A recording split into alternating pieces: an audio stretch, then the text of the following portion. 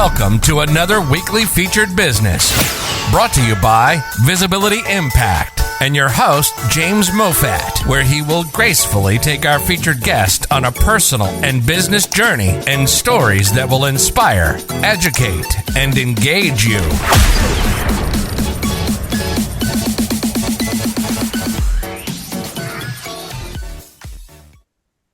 Hello and welcome to another Friday Featured Business brought to you by Visibility Impact and your host, myself, James Moffat.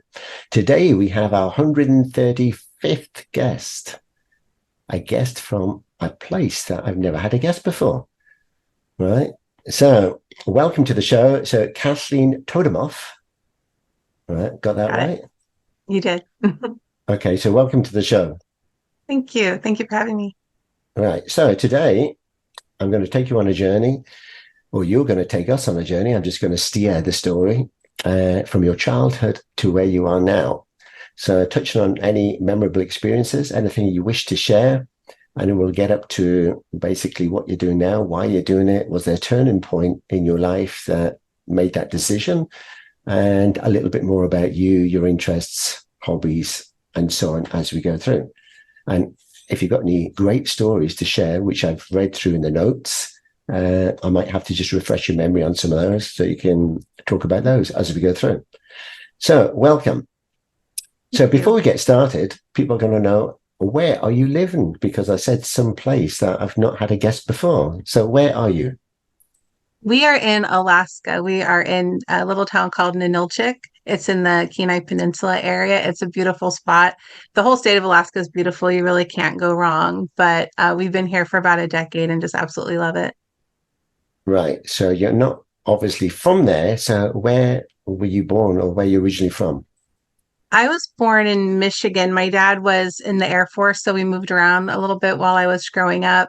So we were in Texas, Colorado. We spent 3 years in Japan when I was in kindergarten, first and second grade. And then my dad was stationed at Eielson Air Force Base, which is in the Fairbanks area, in 1993, and then was reassigned to Elmendorf, which is in Anchorage, in 97. And he later retired, and I've just stayed up here ever since. So in my adult years, I stayed in the Palmer-Wasilla area, which is where the house that we had. And then I got married, and then my husband and I moved to 𝗙𝗎𝗓𝗄, which is a village where he grew up. It's a little island. It had about 168 people there at the time. We had a small commercial fishing boat. We were there for 5.5 years, and then we moved to 𝗚𝗙𝗘𝗏. So we've been to a few different places around the state. Wow. And Japan. So how old were you? I was 5. We were there when I was 5, 6, and 7. So I don't remember all of it, but it was beautiful. I remember people being very friendly. We went to the Cherry Blossom Festival, which was gorgeous, just walking and seeing all these cherry blossom trees. Yakitori is one of the best things ever. I've gotten the frozen version from Costco before, and I was all excited. I was like, this is not the same thing. This is not legit yakitori at all. But it was a really amazing experience. My husband's never been, and if he could pick one place to visit, I know Japan would be really high at the top of the list. So hopefully at some point we have an opportunity to go together. Excellent. So you mentioned we at the beginning, so siblings. Yes, I have one older sister, a younger brother, and a younger sister. Wow. Quite a family to move around. Yeah, I wouldn't want to do it. Moving around with 4 little kids probably wasn't very fun. And then my poor mom, she was a stay-at-home parent. And then for a while, like all of us were like in different grades. So we were in different schools. So she'd have to drop one kid off over here, drop another kid off over there. And then a few hours later, come and pick everybody up. And, God bless her. I mean, she had her hands full. We were good kids, but still 4 is a lot to manage. Yeah. I mean, I was one of 4 as well. So, but all in the same school. So that was easy. But I can imagine. I mean, I have like 3 of my own kids, and just for when they do their sports, it is a logistical nightmare with cars and trying to move them from one place to another and who's going to go with who. and oh, it's my turn, so you have to go with that one. And then, yeah, but fun nevertheless. Very, very, very fun. And you have now your own kids. We do. We have two. We have a son who's almost 14 and a daughter who's getting ready to turn 13 already, which when people tell you it goes by quickly when you become a parent, it does, because when we moved here, they were itty bitty. They were 3 and 5-ish. And I remember our daughter could fit underneath the kitchen counter. She could stand and there was still headroom. And now she can reach on top of the refrigerator. So it doesn't take long for them to be able to do that. Excellent. And we have something in common. Your daughter and my daughter share the same name. They do. It's such a beautiful name, isn't it? Yeah, I love it. So just for the viewers, it's Abby, although Abby. a different spelling. Ours is ABI. And ours is ABBIE. So yeah, our kiddos' names are Owen and Abby, and they are the best little things ever. Yeah, yeah. We just come back from a vacation, and for 15 days, right? You could look at it in two different ways. It's a nightmare, as in hard work, but also a beautiful, a wonderful experience. But you have to take the rough with the smooth when you have kids. Yeah. Yeah, leaving the door with kids is challenging. It's always even just going to the lake, which is maybe an hour and a half drive. It is an event. I'm getting all the stuff prepped almost the entire day before just to bring everything, because we don't eat out with the kids. They have sensitivity, so we make everything in advance. We bottle the water, and we bring their supplements, and we do all the things. And it's always a bit of an ordeal to plan for things, but it's worth doing. We always have a good time when we get there. But yeah, there's a lot of logistics. You take the good with the bad, but it's absolutely worth doing. Definitely. So what took you to Alaska then? Well, my dad was stationed here when he was in the military as a kid, and then when I met my husband, we were talking about that as we were dating, or talking about getting married. Where do we want to live? What do we want to do? And he said, "I will never live anywhere but Alaska." He grew up in Kodiak and in Ujinki, and had joined the Marines in the early 90s and went to Camp Pendleton in California. And so he had gone to Mexico when they would go there on leave and things like that. But having traveled a little bit himself when he was a younger adult, he's like, there just isn't any other place where I would want to go. And we traveled quite a bit when I was younger. And I'm grateful for the opportunity. There were good things about all the places where we lived, but for both of us, there was just nothing that was really going to match Alaska. And for me, every winter, I start reconsidering that. Do I want to maybe go somewhere where it's warmer? And the summers are just amazing up here. And it gets cold in the lower 48 too. It gets cold in other places. And Alaska, you think it's really cold. You think it's really horrible. And it's a huge state. So there are places where it is bitterly cold in the winter, but sometimes it's warmer here than it is in other places in the lower 48. So yeah, we've just kind of both decided that we're just gonna stay put where we are. So where you're living, you also have some hobbies there. We do.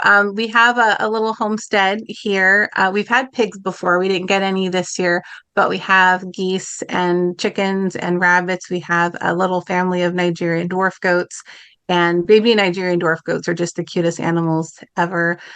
We've done beekeeping. We have a dog. So it's just really fun. It's, the roosters took some getting used to because they like to get up early, but you get used to that. And it's just fun to come out on the porch and watch all these little critters hopping around. Yeah, I'm interested in the beekeeping bit. Is that hard work? My husband does it. We eat the honey and he goes out there and risks getting stung. So far he's been okay, but he's got the full bee suit. He's got the smoker to kind of disorient the bee so he doesn't get stung.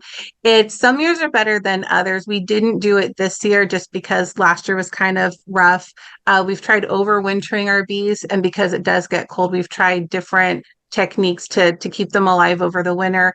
And we always have a nucleus that survives, but pretty much every year we've had to start over.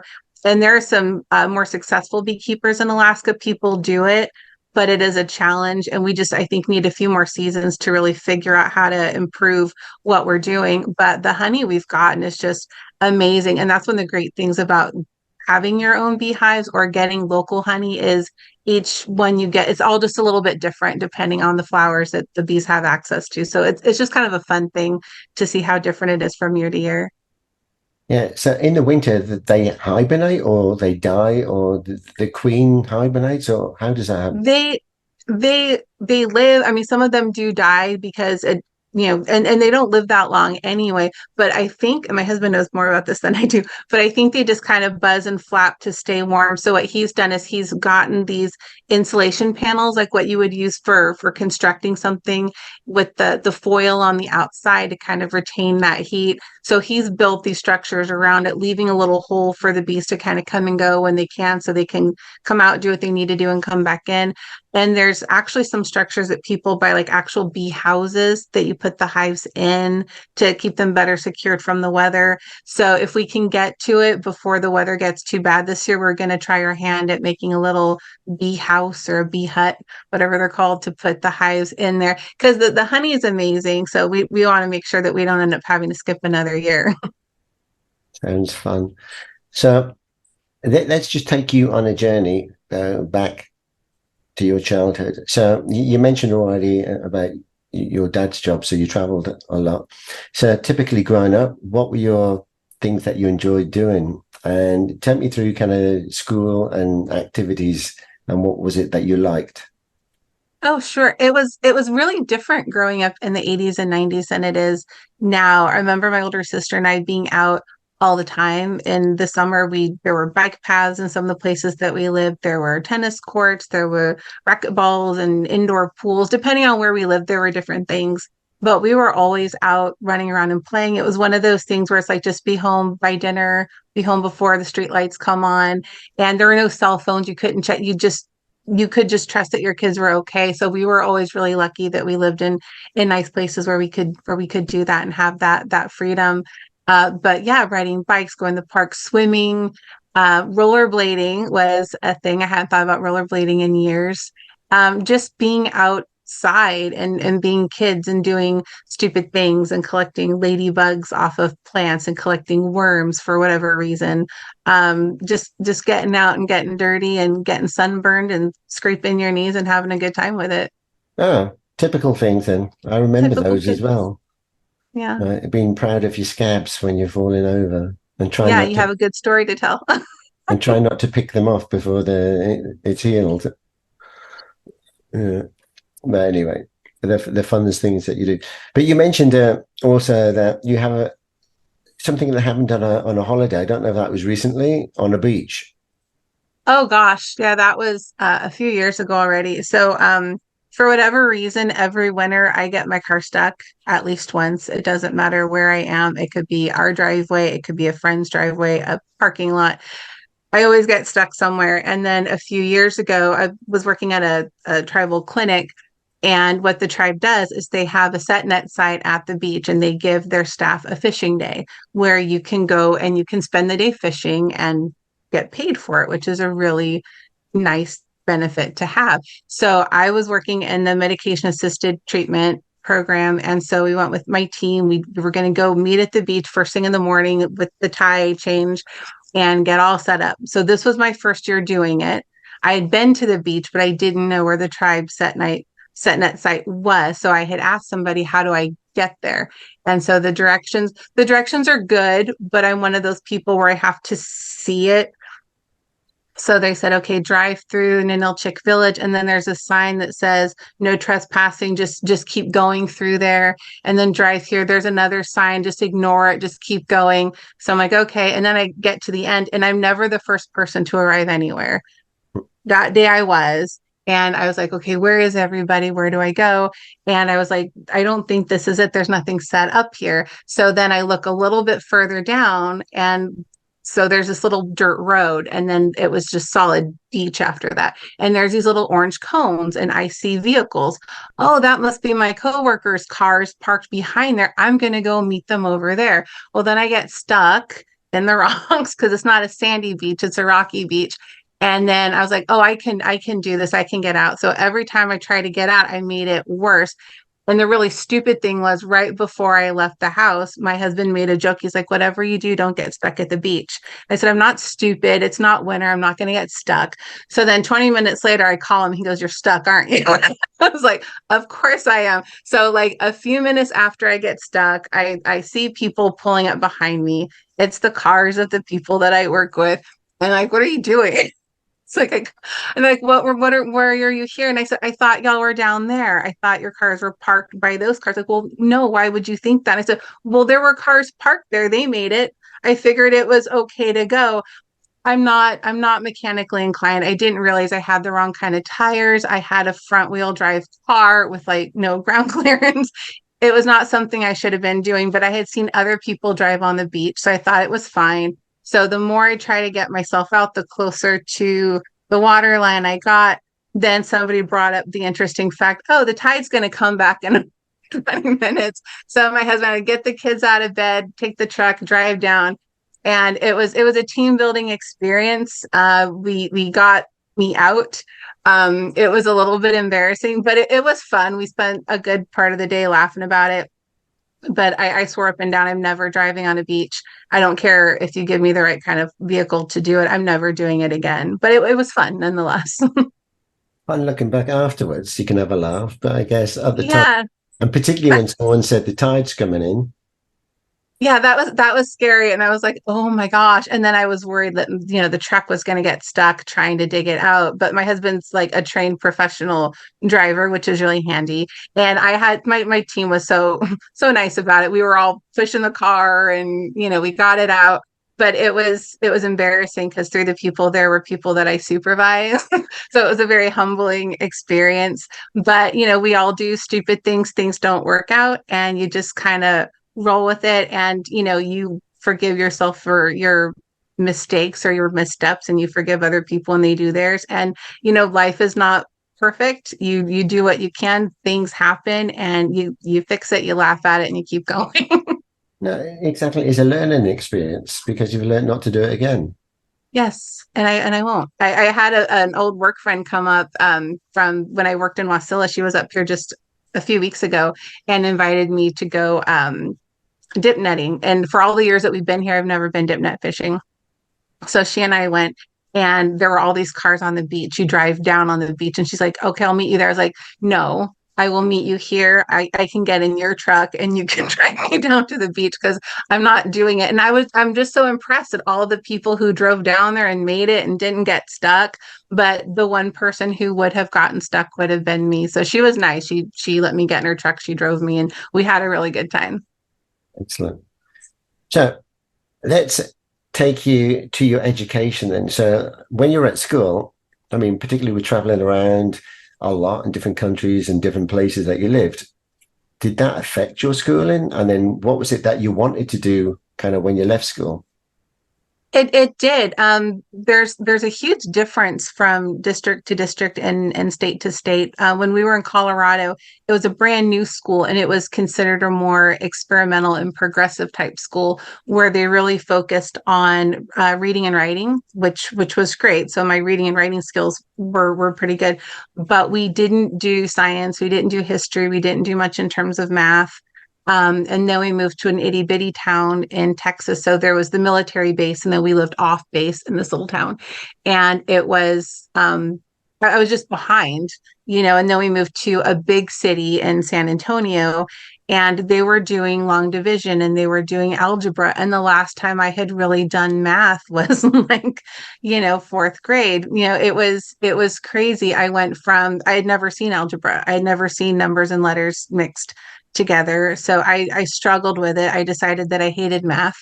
It was my enemy. And whatever I ended up doing when I got older, it was not going to involve numbers at all. And it was different. And then as I got older and I was thinking, what do I want to do? I thought the typical, maybe a doctor, maybe I thought a lawyer would be fun because as a kid, I loved to argue. And I thought if I can get paid to argue with people, that would be amazing. So that was my dream job for a really long time. And then I wanted to be a journalist.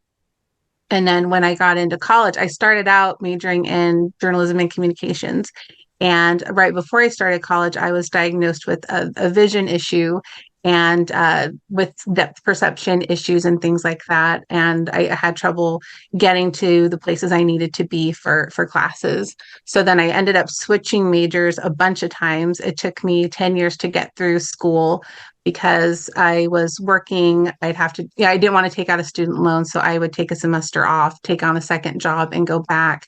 And I would get close to finishing my degree. And then there would be a place I couldn't get to. So I'd regroup and do something else. And then I ended up graduating with my psychology degree and did a bunch of different types of jobs. I've had every job pretty much is doing something completely different. But yeah, just these things happen in life that just steer what you think you're going to do one thing, you start pursuing that, and something outside your control happens and you end up someplace else. But it's worked out. Now, your dad didn't push you to do something in the military then? No, I mean, we always knew that was an option, but he never pushed us to do anything. Our mom didn't either. It was kind of just like, what do you want to do? And my dad's a huge numbers guy. I mean, he's a CPA, comptroller, federal contract auditor, all these very impressive work history. And so I knew that if I had wanted to do those things, he would have been the person to go to really help me through that. And I had considered it. I took an accounting class my senior year in high school, and it just was not for me. And I teach business now on the side. So, it's one of those odd turns in life. But yeah, I really appreciated that they just kind of let us explore and kind of test things out. And for me, working when I was in college was really helpful to just really kind of test the waters with different things and help me decide which direction I wanted to take. No, I think that's a good idea because a lot of the time you can go and study, but you have no concept of the world outside of the study. And there's so many things that you study that are nothing to do with reality. I mean, as in things that you need in everyday life. As an example, like managing your own affairs, managing the taxes, managing also challenges at work, in the workplace. And I find that particularly when it comes to like emotional challenges, you're not geared up to like address fear, anxiety, stress, burnouts, and things like that in the workplace. And you go there, all great, you've got this study behind you, but then there's something completely unexpected because nobody prepares you for that. And I find that more so these days that this is becoming the case, that there's a fear, anxiety, more burnout. I'd never even heard the expression burnout before I came to live here. And it seems like every other person is due for a burnout, has had a burnout. So I don't know if when you came to experience work that also you experienced kind of things that you hadn't been trained or prepared for. I had my first real job. My first job ever was at McDonald's. And then I worked at the local gas station / car wash. And then I got a professional job doing in-home behavioral intervention. And I was hired by my applied behavioral analysis adjunct instructor at the community college. She was a care coordinator with a local nonprofit. And my coursework was good. She said, "I've got an opening. Would you like to come work here?" Sure, I'd love to. And I really enjoyed it. It was always something different, different people, different families, and just being able to help, working with kids with different diagnoses, working with adults. And I just really enjoyed it. So I had considered getting into ABA, becoming a trained applied behavioral analysis specialist, and I thought I was going to maybe do that for a while. And then ended up going to another agency, and it just was not, I just saw a lot of things that I didn't like. And I thought maybe I don't want to do this after all. And then I ended up waiting tables. It was something social. I was young. I was in my early 20s, and I spent all my time either in class doing homework or working in other people's homes. I thought, I don't go out with friends. I don't go out on dates. I need to go out where there's people. So I went and waited tables, and that was how I met my husband. And that was just an amazing group of people. I mean, working in restaurants, it can be very stressful, but it was also a lot of fun. I was very lucky to work at two places we had a really great time. And then I finally finished my degree and worked in residential treatment for a while. And then we bought our commercial fishing boat, moved to the village where my husband grew up. We had our two kids there. And after we moved there, I was offered a position doing rural economic development for a grant that they had. I wasn't particularly qualified, but the grant required that you hire someone with a degree. And I had one. It was not in business, but I had a degree in something. And our son was just a new baby. He was just a few months old. And so I said, I can only take this job if you let me work from home, because I don't have anybody to watch him. And the board agreed to it. So that was how I got started working from home about 15 years ago. And through the course of that job, I was bringing people over to the village to do trainings like QuickBooks and how to do accounting and things. And I was introduced to the business department chair at the local college and invited her twice. And on the second time, I had my two kids in the truck. We're waiting for the plane. The plane was 3 hours late. So we're just talking. And by the end of it, she offered me a job if I want to come work for her as an adjunct. So I've been working for her for the last 12 years. And she's the best boss I've ever had. I just love her. And so I still do that. And then we moved here and I did school-based intervention. And then my last job, which was medication-assisted treatment. Wow. Wow, you crammed a lot in there. Yeah. I'm interested in, like, first of all, just going back a little bit. So I'm interested in, you said you met your husband in a restaurant that you worked in, right? So was he a client or did he work there also? No, it was different. He was living in the village at the time, and there was an opportunity for him to get training as a heavy equipment operator. So there's a place in the valley called Northern Industrial Training, and they train you to be truck drivers and heavy equipment operators. And all the out of town students. So I worked at a restaurant in Palmer, Alaska, and all the students that can't drive there because they live far away, they house them at the hotel. And I worked at the restaurant on the main floor of the hotel. So he would come in. I worked the night shift. I would come in at either 4, 5, or 6 at night and work till midnight, 1 or 2 in the morning. And so he would, and what was cute was he would order ribs sometimes, and ribs are messy. And for some reason, he could eat them without making a mess with it. And for some weird reason, I was super impressed by that. And he always, his table was never dirty. He was, cleaned everything up. And then he would take the straw paper and he would fold it and make like a little rose and put it next to my $5 tip. And he was cute. So we started dating. And then his plan initially was to get the training and go back to the village and just start working remote jobs. And then he ended up staying and got an apartment about 5 or 10 minutes up the street from my apartment. And we got married the following summer. Right. And that was 18 years ago this year. Was it love at first sight? It was funny because 2 of the girls that I work with, they commented, "Oh, that guy at table 32, he's really cute." And I was like, "Oh, he's mine." So it's like, I'll fight you. But then after we went out a couple of times, I told my mom, I said, "Don't make plans next summer. I'm getting married." And she's like, "Oh, I didn't know that you were really seeing anybody." I said, "Well, I'm not, but I know we're getting married next summer, so don't make plans." And a lot of my extended family, didn't take me seriously. And they did make plans, and they didn't get to come to our wedding when we did get one. You said, your mom asked, "Well, what's his main attributes?" And said, "Well, he's very clean." Yes. He eats ribs like amazing. I mean, I've never seen anyone have barbecued ribs and not just make a mess. So it was very impressive. And he was, and I appreciated the way that he treated the other people who worked there. And I think working in service industry is important. It's something I think everybody should do at least once, to see what goes on the other side. If someone is demeaning to the wait staff, if they're mean to the cooks, if they're not polite, if they leave a big mess, if they don't tip the other people, that's not somebody that I'm gonna really be inclined to spend any time with. So it was a way for me to kind of see, who is he, how is he with other people, how does he treat other people, and it was really good. Well, I'm impressed because if I look behind you, it's very neat and organized as well. Is that you as well? Are you neat and tidy?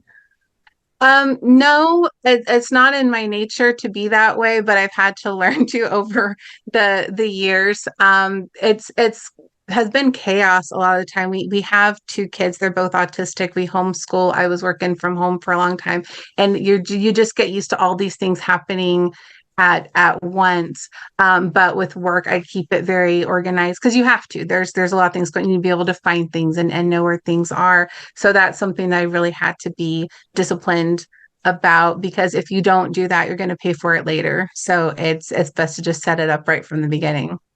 Excellent. I know we talked earlier before the show about the kids and everything, but we are not, unless you're comfortable, we can discuss that on a separate occasion, because you mentioned. It's fine. No, and I'm an open book about that kind of thing. Okay, so I mean, you were just sharing the story about, I mean, your kids having autism, but also growing up, that it was not something. I mean, particularly when I was at school, I'd never even heard the term, and it's something that, yeah, if I'd ever heard of it, it'd be kind of one in a million kids that probably had it, because it was not something that the only time I actually knew about it was watching the movie Rain Man with Dustin Hoffman, right? And having autism, right? And when you say autism, well, people tend to think of that movie, and it's like, and there are people where it presents that way, but for the most part, it's very, very different. no, absolutely, because now where I live, I mean, it seems that every other kid at school has some sort of problem, and whether it's ADHD or Asperger's or autism or something, and I just kind of blown away by how so many kids have got some problems, because it was never heard of when I was at school. Mm-hmm. So, I mean, Yeah. for you, I mean, I mean, to have one kid and then having a second one, I mean, there's no autism in your family, I guess. No, and that was the thing, because that, and I always had a big fear of autism. Like I mentioned, I worked with kids with different special needs, and they were super sweet. I love doing that kind of work. And the child I work with who had autism, also a really great kid, but being perfectly honest, by far he was the most challenging person that I had worked with. It's a difficult thing to have. The progress is very, very slow. You can teach a skill, and then seemingly within a couple of weeks it's lost. The word is no longer there. That thing that you just spent so much time teaching them how to do, you have to kind of start over. And it was so hard, and it's important work, but it was challenging. So I was always very aware that nobody goes into having their family anticipating getting news like that. Your child has autism, or your child has anything. You're not really expecting that. But I knew it happened because I spent years working with these families. And autism was the one thing where, I mean, I prayed about it all the time when I was expecting, if there has to be anything, please don't let it be autism. And then we had our son, and he was perfect. He was, beautiful, and he developed normally. He had a good vocabulary, and around his first birthday, he still had language. He could still speak, but the functional language went away. He couldn't label anything. He didn't know what anything was. He wasn't responding to his name. And you could just kind of see him kind of slip away. And I knew what it was. And, you talk to people, you talk to your family, and nobody wants to believe that that's happening. It's like, well, maybe you're overreacting. Maybe it's something else. Maybe they need to spend more time outside, or maybe you need to spend less time working, or, it's like, no, it would be nice if it was one of those things, but I knew what it was. And then by the time we recognized that was happening with him, we were already expecting Abby, and it never occurred to me that she would have it too. It did not cross my mind. My big concern for her was, how are we going to make sure that she gets enough of our attention? Because your child with special needs, they need a lot of extra help and support and time. And it's hard to balance that when you have other kids. And I worked with some wonderful families, and it's always a constant. How do you make sure your higher needs child gets what they need without overlooking your other kids. And so that was my big concern with her. And she started out fine, smiley, happy, great at eye contact. And then around 10 months, she lost it. No more smiling. She couldn't make eye contact. She didn't talk. We didn't get a first word out of her till she was 3.5. So it was a very long process with her. She's very happy and smiling now. She's chatty. But having worked with kids like this before, I knew that I wanted to do something a little bit different, that what I knew how to do was not maybe going to get me the results that I wanted. So we just started looking at everything, what are we not being told? What other things can we try? So we started looking at our environment. We threw out everything that was nonstick and aluminum. No chemicals, went to all natural, like soaps and detergents and things like that, and just made the environment as good as we could, and fed them like organic things and eliminating certain types of foods from their diet. And all these changes made some difference. So just over time, trying different things and studying on it and learning the underlying causes of the symptoms that we recognize as being autism, there are things that we can do. So it wasn't really a path that we had expected. I did all the right things as far as I knew. I was expecting our kids to, happy, healthy, and there were no issues in my family or in my husband's. But yeah, it's very, very common. A lot of other families, have the same kind of experience. Yeah, I mean, I'm sorry to hear and sad to hear, because I mean, also living here, and I've had many guests on the show, and there's a lot of guests that got children with some variation of autism as well. And do you see, I mean, how old are the kids now? They are almost 13 and 14. Right. And do you see, I mean, now, I mean, what is the condition like? Much better. I mean, we were not really given any hope for either one of them. I was basically told, if you think it's hard now, just watch out, wait till they get bigger. So not very encouraging, but basically this was it. I mean, we could do a lot of treatment, we could do a lot of things, but this was basically how it was going to be. So we went our own direction with it. And our son does multiplication. He remembers his times tables better than I do. His handwriting's better than mine.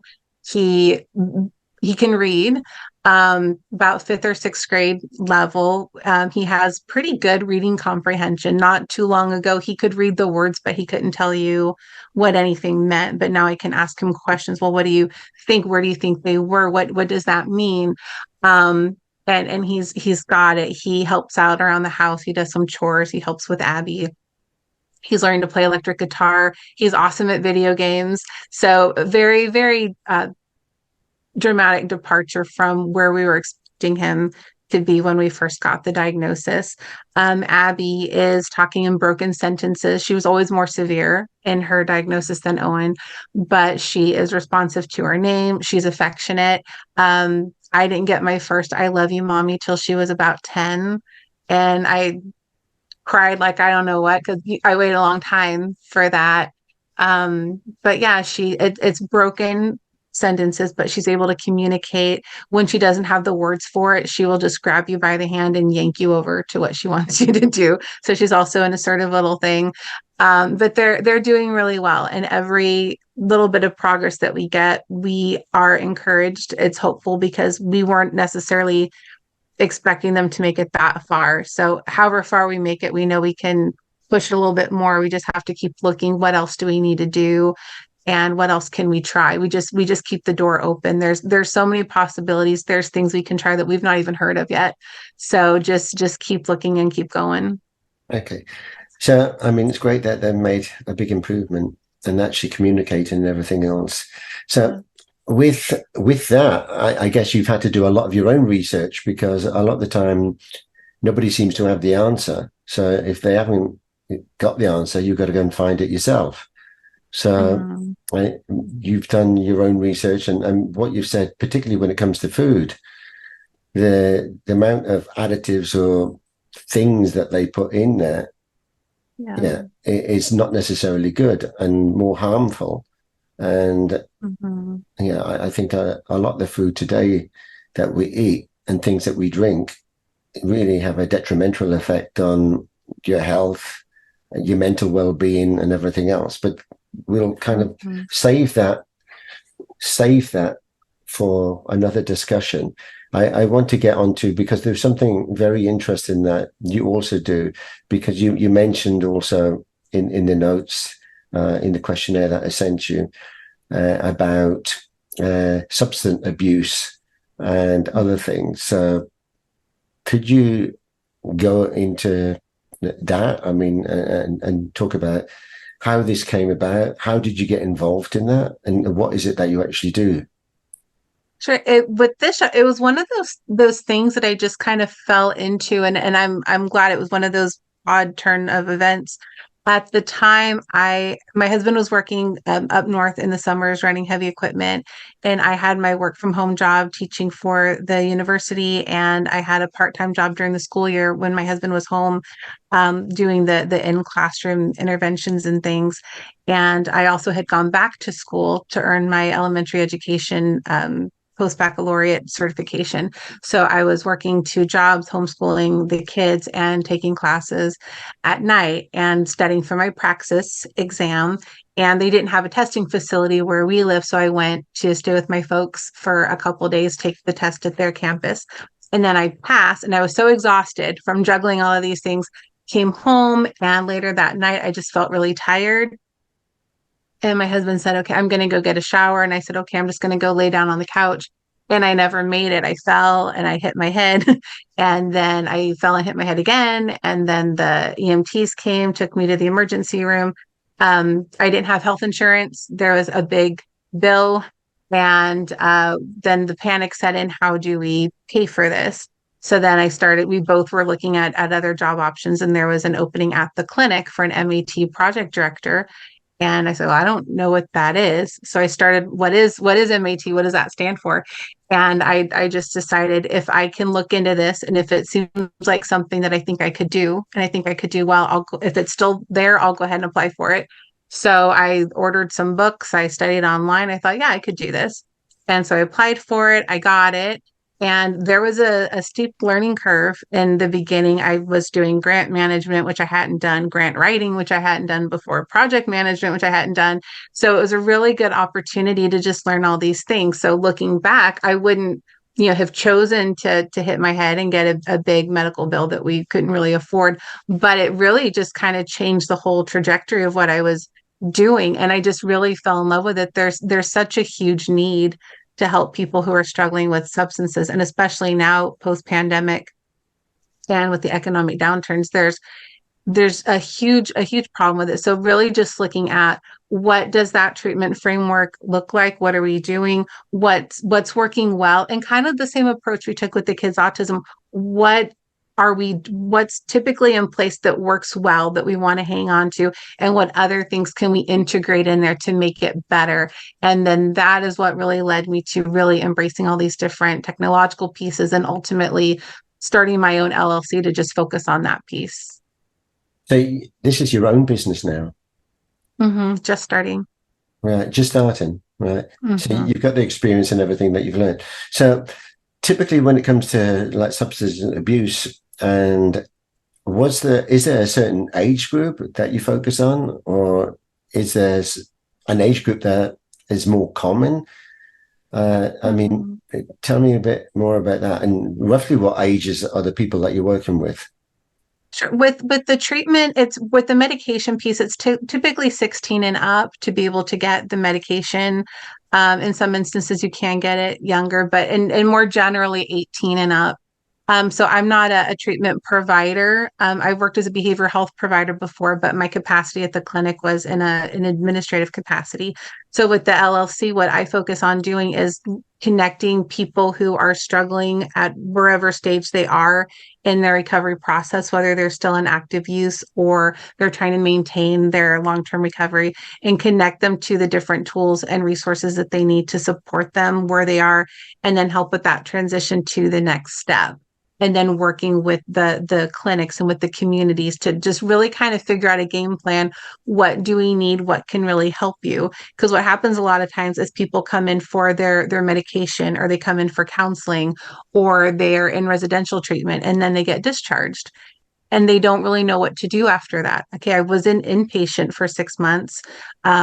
Now where do I go? Now what do I do? So helping with the pre-planning of that, and being able to connect people to online behavioral health resources where there's online support groups. If you're prescribing someone medication, unfortunately, what happens is it's called diversion. People might sell their controlled substance medication, or they might give it to a friend who's going through withdrawal, and you're not supposed to do that. So there are things that we can use to make sure people are taking their medication. There are things that we can use to monitor how much alcohol someone's consuming, and just really using these different tools to really help people progress within their recovery process, so that they're not at risk for an overdose death. Because Right. I mean, we're losing way too many people to that.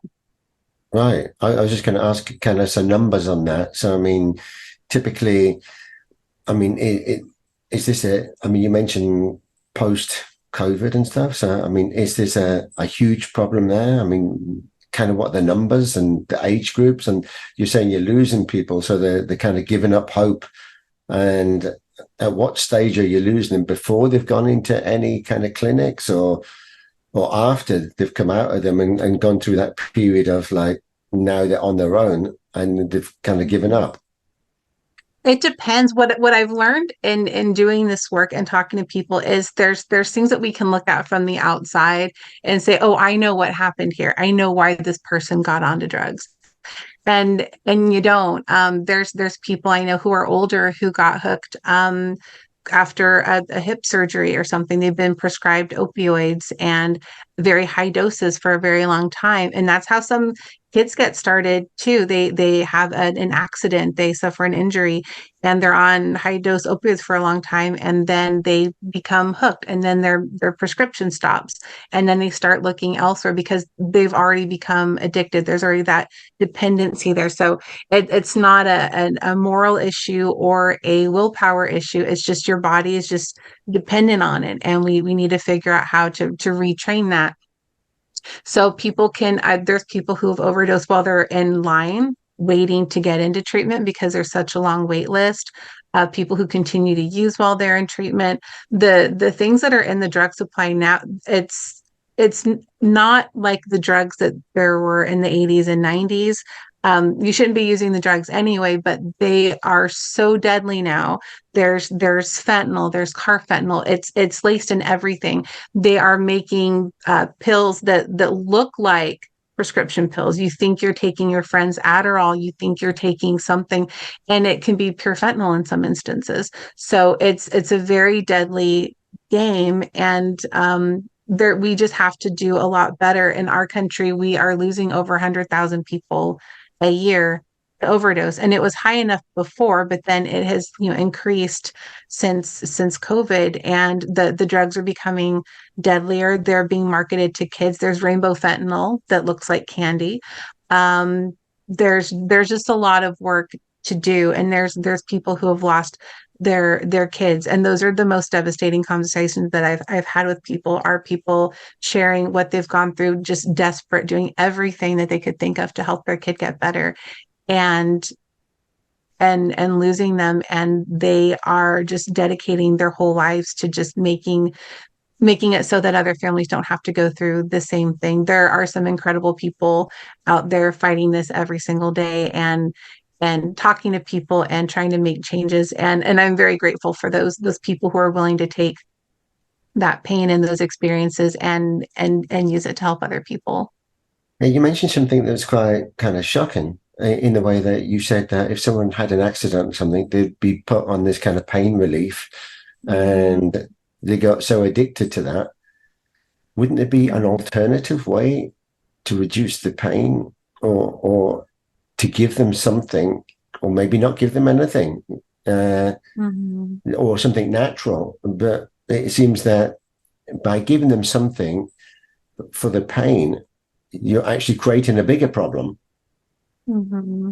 Yeah, and some people I think are just more prone to becoming addicted to opioids, but people should be able to make informed decisions, know what their risk is.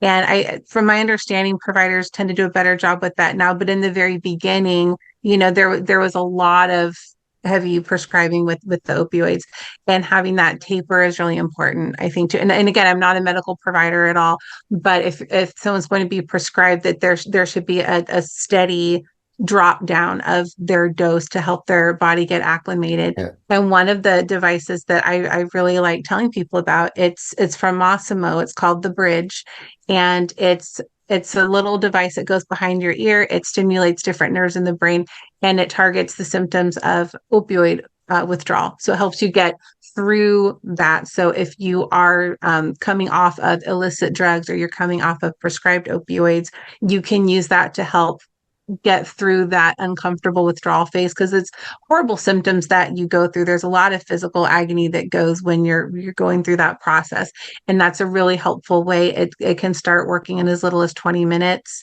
and it's a 5-day wearable, and within the first hour the person's doing much better. And so that's one of the tools that we have available that can really help people, because otherwise you'll have folks who say the withdrawal is so bad, I can't do this, I'm going to take another hit because I can't do this right now. So that's something that we can offer people. Yeah. I'm just remembering a previous guest that I had on the show from California, and she talked about the use of microdosing, so using mushrooms, and so a natural product like that. Now, some people say it's taboo, don't go near it, and hokey pokey kind of weird stuff, right? And it's all psychedelics, and you're delving in something that you don't know about. But that is kind of the scaremongering side. I'm not saying that taking anything over a long term is good, but I was interested enough to at least to be educated into understanding a bit more. So, and then her story, being on the show, was about, she suffers from seizures as a child, and people thought she had epilepsy, but it turned out it wasn't that. Nobody knew what it was.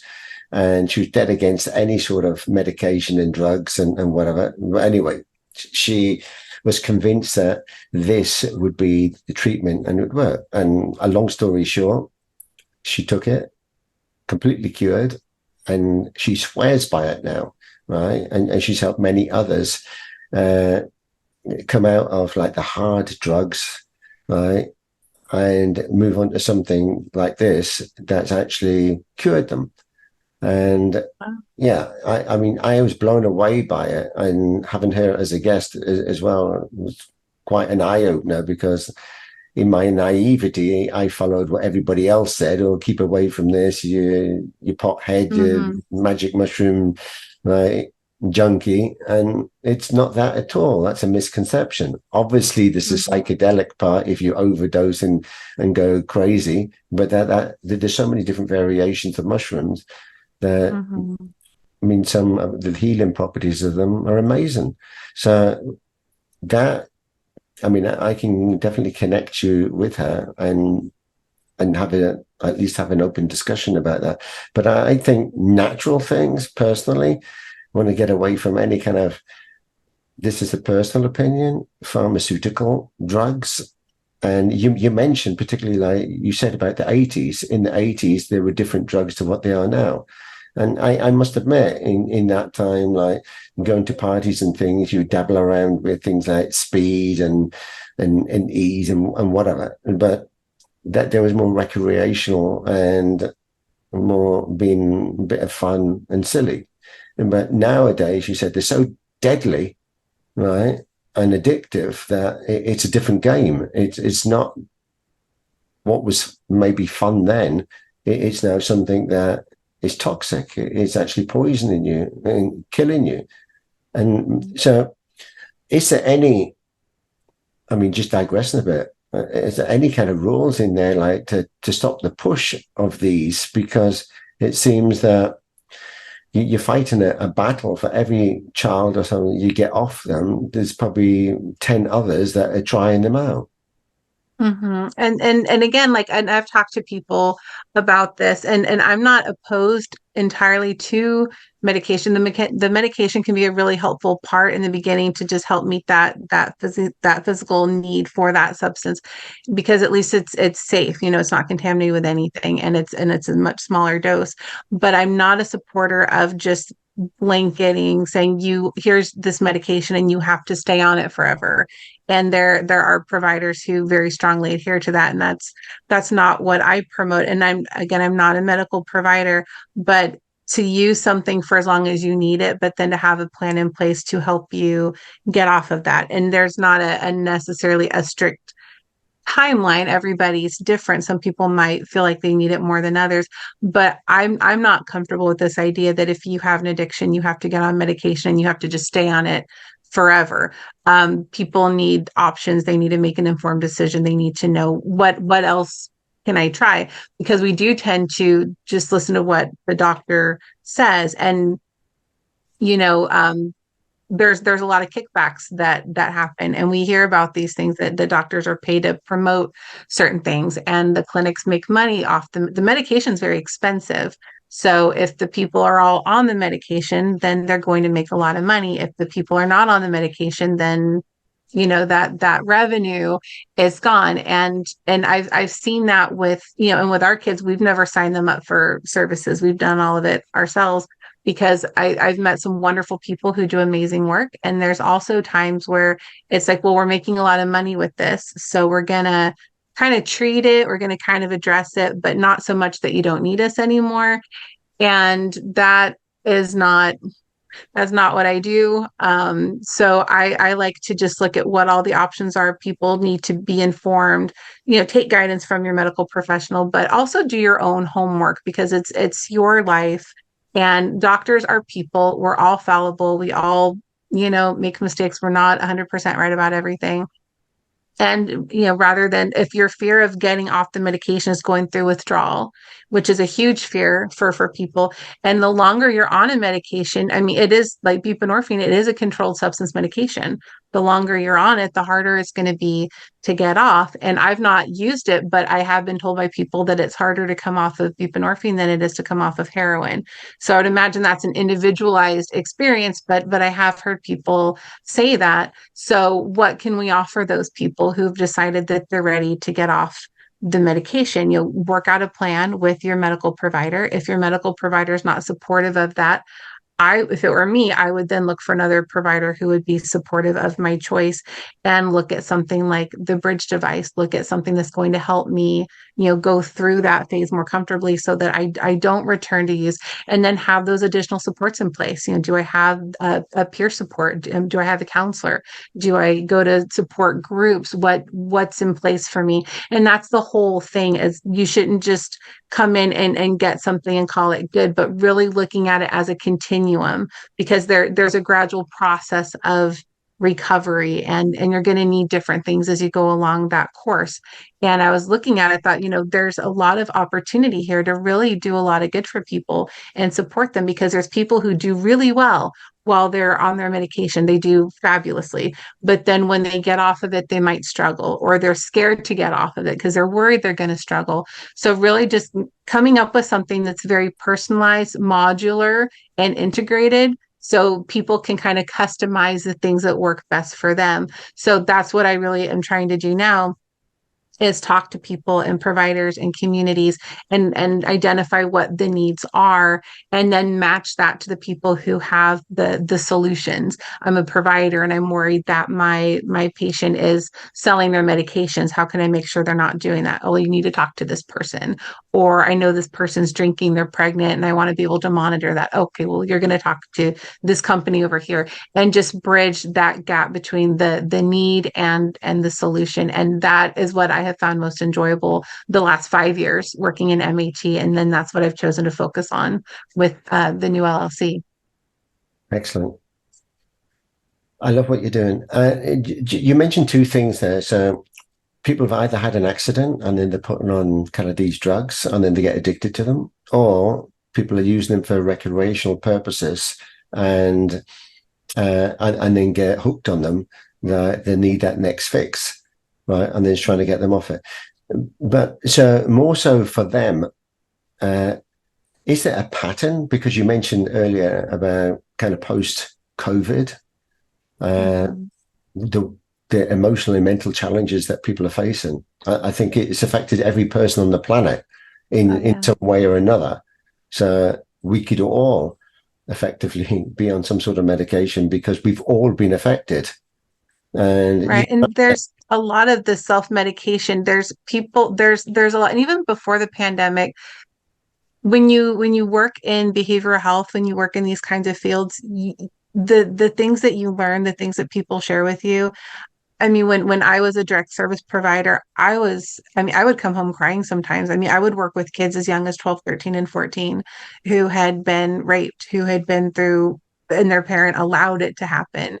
And things you can't even imagine a kid going through. So it's not hard to imagine that as they get older, they might find some kind of way to self-medicate, to try to numb that and try to block these things out and not deal with it. So it's very important to have, healthier ways to cope with things and deal with things. But there's a lot of different ways that people find themselves in their substance misuse. It could start out as youthful experimentation and they get hooked. It could be trying to stay awake to study for a test, trying to help you wind down so you can sleep. Trying to get over a physical pain, you're recovering from a surgery or an injury. There are a lot of different ways that people end up here, and the potential for tragedy is just so huge with the lethality of what's in the supply. Yeah. So that's why I really advocate for like all those necessary supports and really helping people work through it, not to stigmatize anybody, of course, but what are we trying to, if you're trying to self-medicate, what's the underlying thing that we really want to be addressing here, and how can we help you do that? Yeah, it seems like it's a pandemic within itself. I mean, of abuse or substance abuse for one reason or another. But then going back, I mean, I found that there's a lot of people in general, globally, that have kind of lost hope.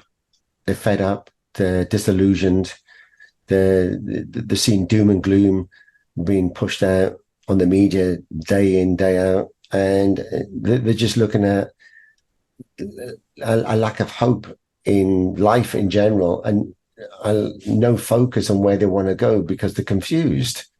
And I think sometimes, so then they turn to something like a drug to kind of relieve that confusion, because it stimulates another activity in their mind that takes the pain or the fear away. And for that moment, then, yeah, they're in a different world. So, but kind of then the prevention is better than the cure, because if you can help people address this or see kind of, it's like the person going to work, as an example, the person going to work and you notice that they're acting a bit strange and odd, and this goes on for some time, but nobody ever says anything. They just ignore it. Right. And then something happens and then they think, oh, well, I saw the signs, but did nothing about it. So it's kind of like, if these teenagers, especially, something's happening, then rather than rush to try and give them medical treatment, I'm not saying that you do, but I mean, sometimes it's just sitting down, talking with them, and finding out what it is in life. And the reason why I say that, just to digress a little, in 2016, I was completely disillusioned with life. I'd lost my job, got 3 kids, and I didn't know which way to turn. And yeah, I ended up with the unemployment. They put me on a course, and I thought it was a course to improve my CV and everything else.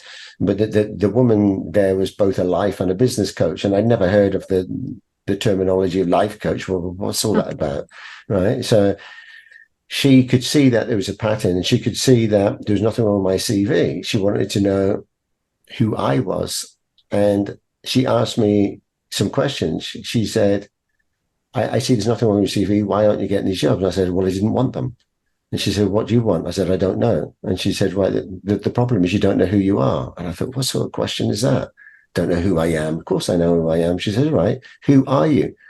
And I said, I'm James. And she said, well, I know you're James. It says on the form, James is coming to see me today. I know. I didn't ask what your name was. I asked, who are you? And so I said, oh, well, that's easy. I'm father of 3 children.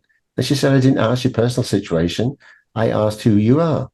Who are you? Who is James? And I couldn't answer it. I tried desperately to answer. And she said, right, I'll relieve the pain for you. 99% of the population don't know either. And I thought, wow, well, does anybody know? And I said, well, not so many, right? So you're lucky if you exist, and only a small percentage actually live, which means live in a purposeful, meaningful life.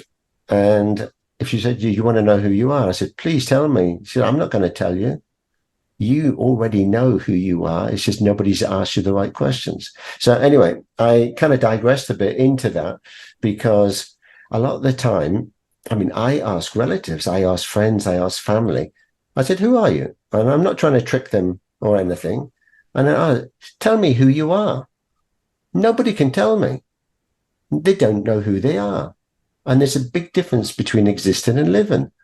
And I then ask my brother's kids, I ask other people's kids, like that, teenagers or going on to university, and I ask them.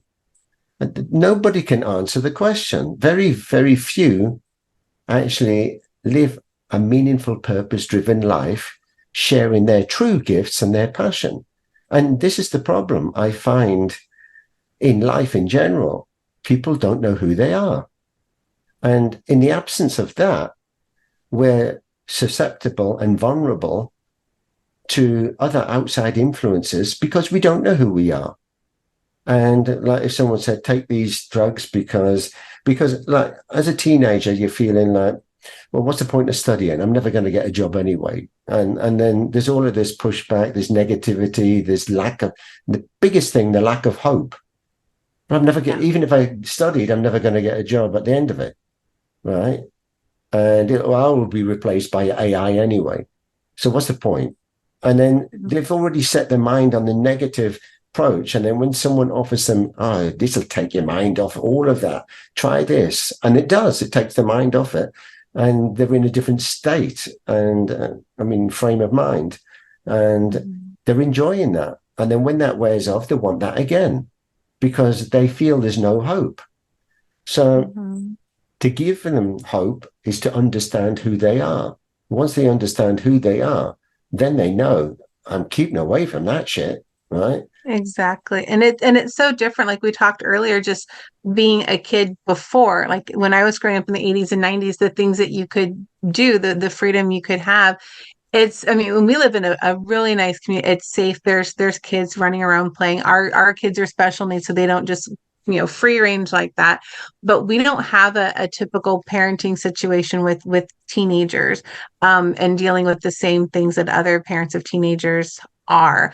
But I have an older sister whose kids are, one's in college and one's about ready to go to college. And it's just such a different parenting world between the iPhones and the access they have to the internet and to all this information, all this material, the things you have to worry about. It never crossed our mind when we were kids. They're just the things that they're combated by, the social media, the body image things, all the filters that people use and thinking I need to look like this or I need to be that.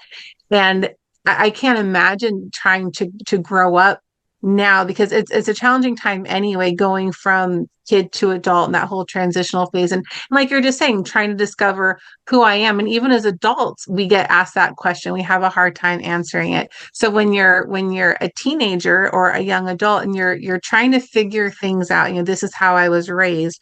This is what was imparted on me by my parents. What do I accept and what do I maybe not accept? What do I really think? What do I really believe? What do I want my life to look like? And then they look at it. College is really expensive. I'm going to be saddled perhaps with student loan debt for the next 40 years. Housing is unaffordable. I'll never own my own home. AI is coming. What kind of job am I going to get? And there's all this doom and gloom, and then there's this desperate need to fit in and be a part of something. And you see that with these mobs, these things that kids are doing, where there's just a group of kids just, they're destroying things, they're stealing things. And it's like, what's happening here? I never saw stuff like that as a kid. You see the school shootings happening. I remember Columbine. I had just graduated high school. And since then, it happens every year and multiple times a year. There's something going on within the fabric of who we are as people that is just opening up this Pandora's box. It's like, how did we get here? And sometimes we'll watch older movies and you look at the scenes, it's like it's just so different, a day in the life in the 50s or something, and the way that they lived. There was the milkman, and you made everything from scratch, and your kids helped with chores, and they played with their friends, and they could walk to school. And it's very, very different. And some ways there's been progress, some things you can look back and say, this is better than it was. This is good. And then other things you look at, it's like, how on earth did we allow it to get that bad? And how do we swing it back around? What do we do? And I talked to someone the other day who is in another state who works with the reentrant population. And she was just so overwhelmed. She's like, it's so bad. There's so much need, and it outpaces the resources available. It's like, where do we even start? We don't have enough people. We don't have enough of anything. Every time the problem just keeps growing. And it's like that with so many things now. People are just in survival mode, and they don't really feel like they are living. They're in an existence that they're trying to escape. They're just trying to get to the end of the day, because there's just it's hard and it's overwhelming, and it's not getting better on its own. So for parents to really be engaged with their kids and really support them through that. And again, you're not a bad parent if your kid slips up and does something. I know some people who are wonderful parents, and their kids have experimented with certain things, but to really just let your kids know, I love you, I'm here for you, no matter what, come back, and we're going to get through this together. And it's so important for kids to know that somebody gives a damn, that somebody loves them, cares about them, and is going to be there no matter what. And sadly, a lot of kids don't have that. Absolutely. I hear you, and I concur with everything that you said. It's a different world that I grew up in. And yeah, I was just a happy-go-lucky kid. I'd go out with the simplistic things of football and be out there for hours kicking a ball against the wall or something in the back alleyway, and doing simple things. I mean, all right, we got into petty trouble. I mean, but it was not malicious or anything. It was just being silly, and sometimes letting off a bit of steam, and that ego in you, just exposing it a bit. But in general, life was different. It was definitely harsh at times, and growing up in kind of the 70s and 80s was a tough time, but it was also a fun time. And we never had all of these social problems and as they are now. I mean, I wouldn't miss having computer games and stuff like that. I mean, kids are addicted to them now. I mean, that is a drug. You can't get them away from it. And 10 minutes more becomes another hour. And you have to kind of force them out of it by blackmailing them in the way that you have to offer them something else to get them off it. And it's become something that if you stop it in your house, they'll go around to their friends and do it. So you can't avoid it. You've got to educate them on the damage it's doing and hope that they realize that enough is enough. I mean, not to stop them doing it, but to stop them prolonging it and being addicted. That's what they wake up thinking. And the break time from school or after school, they have to be addicted to gaming. And it's a poison. I mean, it's not good. It's not right. It's not doing anything good for a child apart from twisting their mind, period. I mean, I've tried gaming and as a kid, and very addictive.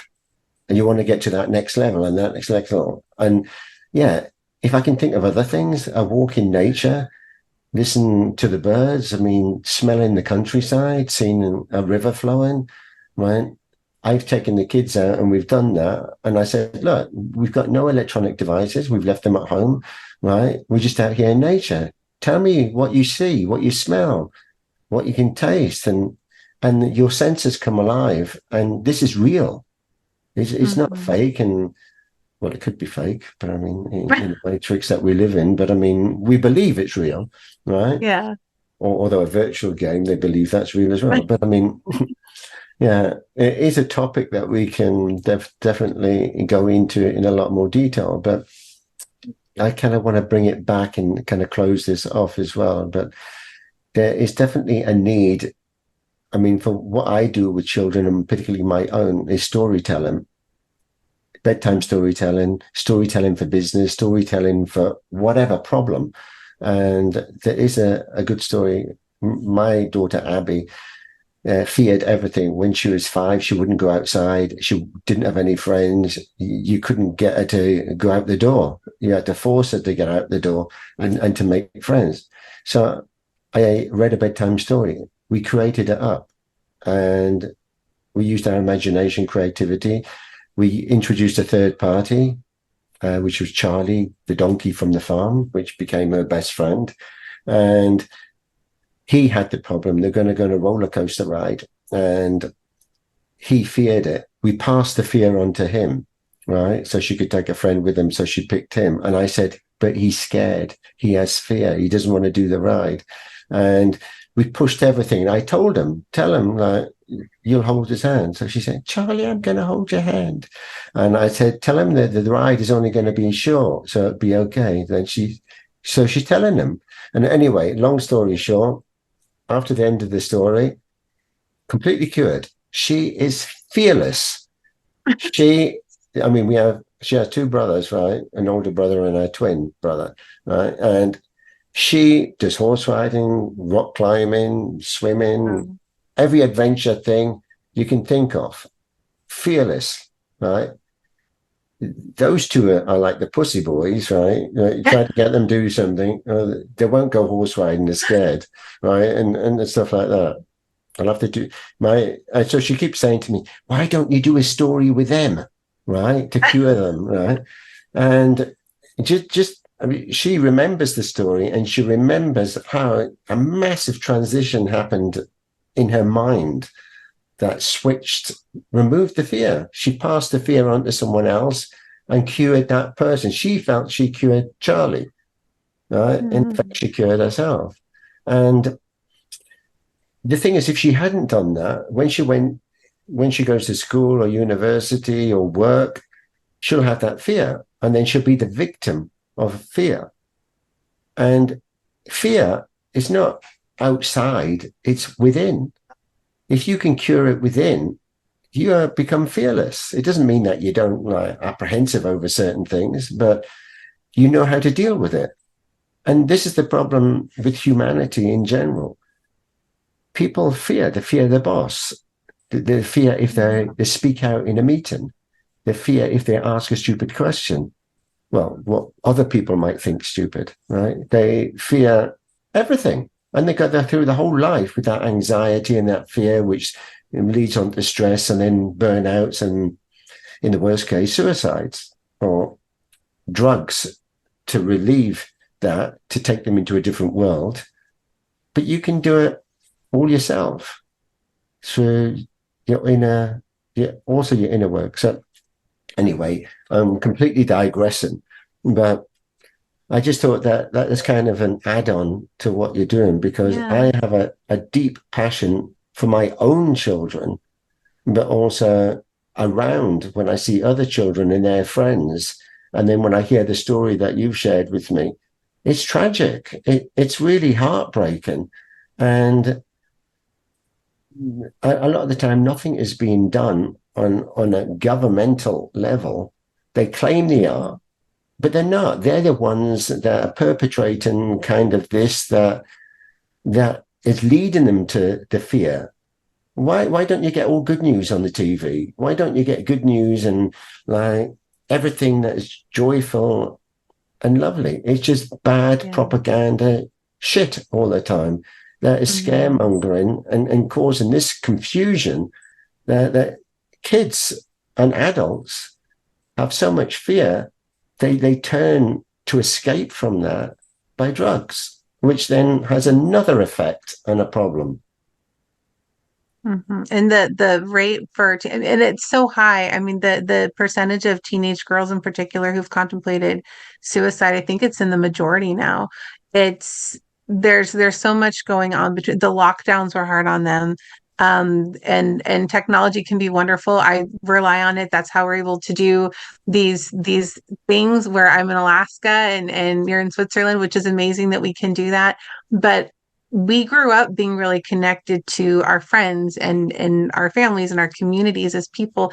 And I've seen a group of teenagers sitting together all on their phones, and they might be texting each other on their phones. And this talk, they're sitting right there, and they don't all do that. Of course, that's an extreme example, but there's a lot going on. The world has changed a lot in a fairly short time frame. And the way it was when we grew up is very different from the way it is now. And parents are not always really prepared for that because it's just so different from their own experience. And kids are so savvy with things now that maybe the parents aren't. And there's certain language that kids use. There's certain acronyms and emojis that mean certain things.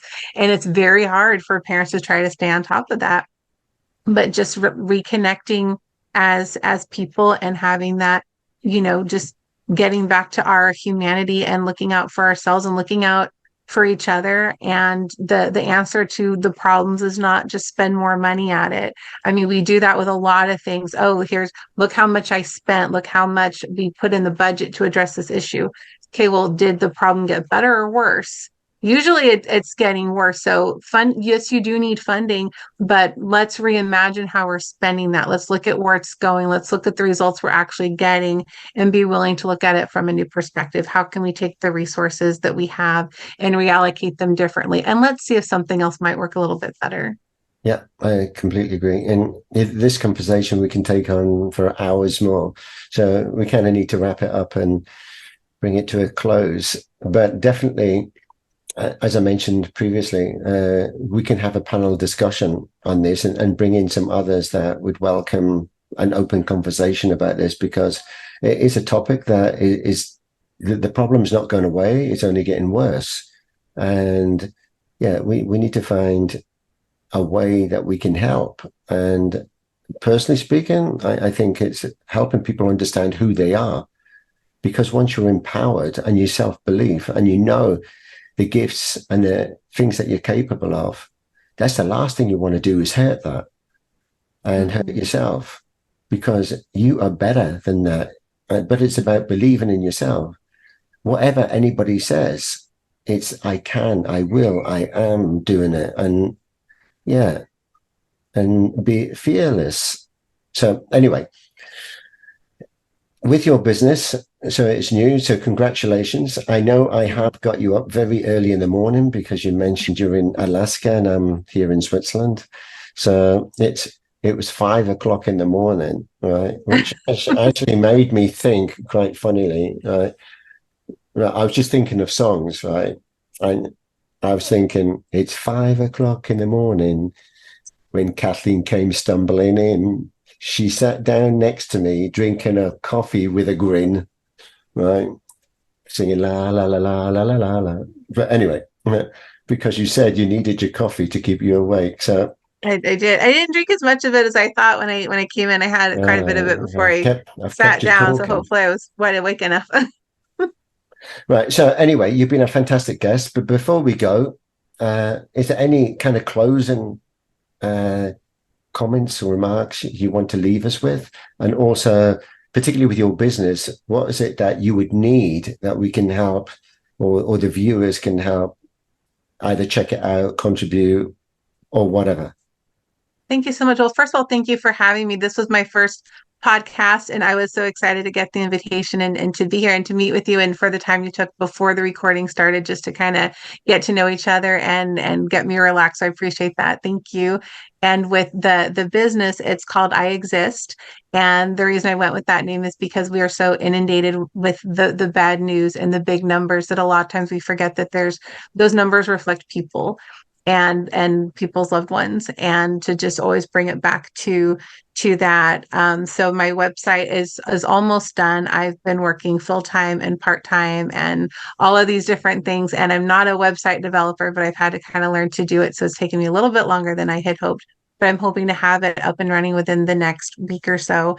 And I probably won't have it up initially, but I am going to set up a donation page, and all the donations that come in will go directly to people who need some additional support. So for the first month, what I want to do is raise money to pay for remote behavioral health services for youth who has a parent who's committed suicide. And so all 100% of that money will go to fund those things, and then maybe the next month pay for an overdose alert detection system to give to parents so they can make sure that their kids are okay if they're at risk for overdose. But my website, when it's up and running, will be iEXIST Global, and there will be a lot of information there. People can get in touch with me, and I just invite people to really look at the substance misuse issue and look at new opportunities and new ways of integrating technologies and partnering with people in your community. There's not one approach that's going to fix it. There's not one provider or entity that's going to get the job done. There's a lot of different players. There's a lot of different pieces that we need to connect. And that's what I really aim to do with this business is listen, what do you need and who can we connect you with, and really create more of an integrated, streamlined approach. So we have these tools available for people in active use all the way through long-term recovery maintenance. And it's so important, I think, to just really keep an open mind and look at all these new innovations that we have and use them. I'm always shocked to talk to people who've been in this line of work for a very long time, and I mentioned something like the bridge device, or I mentioned something else, and their response is, I've never heard of that. Because we get so locked into what we're doing and doing what we've been trained to do. We spend a lot of time invested into learning what we do and learning how to do it well, that we don't always keep looking for what else is out there. What else can I learn? So my website is going to be just trying to stay current, keeping an eye out. And I invite people who work for these tech companies to reach out to me so I can learn more about them and what they do, so I can help promote their efforts, because it's all about knowledge and it's all about options and empowering people to make the decisions that they believe are best for them. Oh, sorry, you're muted. Yeah, sorry. Yeah, I was going to say, I love it. And no, I love what you're doing. I'm definitely going to follow you. And hopefully maybe we can do something together as well for the kids and the parents. Perfect. I would love that. I would love that. Thank you. Right. So on that note, from the journey that you've been on, what you've seen, have you got any kind of words of inspiration that you want to leave us with? Oh gosh, I would just say whatever it is that life is throwing at you, keep going. It's easier said than done, and trust yourself and try and trust the process. I absolutely love where we are now. I didn't envision having a little homestead in 𝗙𝗘𝗔𝗧𝗨𝗥𝗘𝗗 or starting my own business, and none of this was in my plan when I was younger, but just a series of events led us here, and I'm very grateful for where we are and opportunities. And the hardships teach us a lot. We learn a lot through the rough patches and the challenges we've had with the kids. It really does soften your heart to the challenges that other people are having. Maybe they don't have kids, maybe their kids aren't special needs, but everybody's struggling with something. And to just be kind to each other, be kind to ourselves, and just, you know, find your people and do the best you can and be good to each other. Absolutely. Yeah, I second that. So on that note, I don't want to keep you any longer. Right. For me, it's a hot day here, and I need to get and be with the kids as well. They keep knocking on the door. They did great not coming in. That do not disturb sign worked. They've been knocking on the door. That's why I had to keep going on mute. Right. I didn't. Okay, I didn't hear them. Right. Luckily, I shielded that. But anyway, kids are wonderful, so I need to get to them. So you've been a fantastic guest, our 135th guest. So I'm very happy with that. Actually, numbers mean a lot to me. I'm very much into numbers. I mean, not mathematician kind of things, but numbers and significant numbers. So does it 135 mean anything? No, but it will now. Right. Excellent. Okay. No, I said that to some previous guests, and they said, "Oh yeah, that's my lucky number. Oh yeah, that's my house number. Or that is my whatever number." And it's just no, not coincidental. There's no such thing. It's serendipity. So yeah. But anyway, we can digress all day long on different things and different topics. But anyway, you've been a fantastic guest, right? Yeah. I love. Thank you so much for having me, and I hope that we have a chance to work together again soon. Tell your kids I apologize for keeping you longer, and I hope you guys have a wonderful day enjoying the sunshine out there. No, you're welcome, and I'll have you back on a panel discussion as well. Right? Sounds perfect. Appreciate it. Thank you. All right. So for your first podcast, I think this is magical, and I think lots of people would enjoy the story. Thank you so much. You're welcome. I enjoyed it. Take care. Wow, that was another featured business brought to you by Visibility Impact. If you'd like to be our next featured guest or learn how James Moffat can help you leverage on the art and power of interactive storytelling for your business, reach out and schedule a call now.